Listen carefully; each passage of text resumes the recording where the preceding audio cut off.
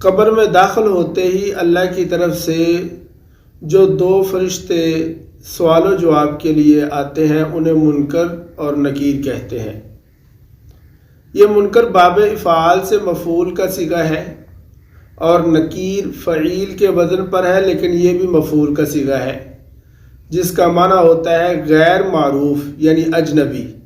اب رہا یہ مسئلہ کہ منکر نکیر کو منکر نکیر کیوں کہتے ہیں، تو یہ بھی سن لیں۔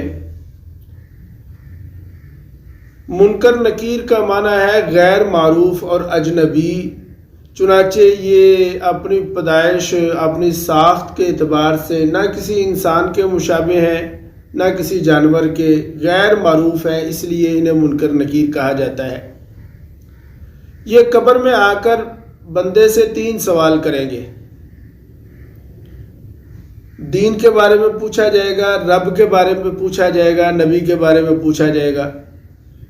اور علماء نے یہ لکھا کہ کفار اور فساق پر جو فرشتے آئیں گے وہ منکر نکیر ہوں گے، لیکن مومن اور ایمان والوں پر جو فرشتے آئیں گے ان کا نام مبشر اور بشیر ہوگا۔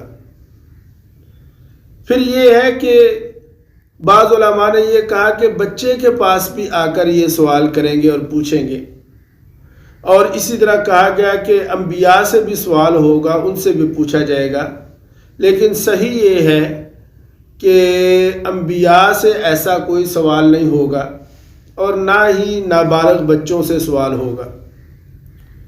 بعض احادیث میں جو یہ آتا ہے کہ انبیاء سے سوال ہوگا تو اس سے مراد شاید ان سے ان کی امت کے بارے میں سوال ہوگا، پوچھا جائے گا، اور یہ ایک طرح کی اللہ کی طرف سے بشارت ہوگی۔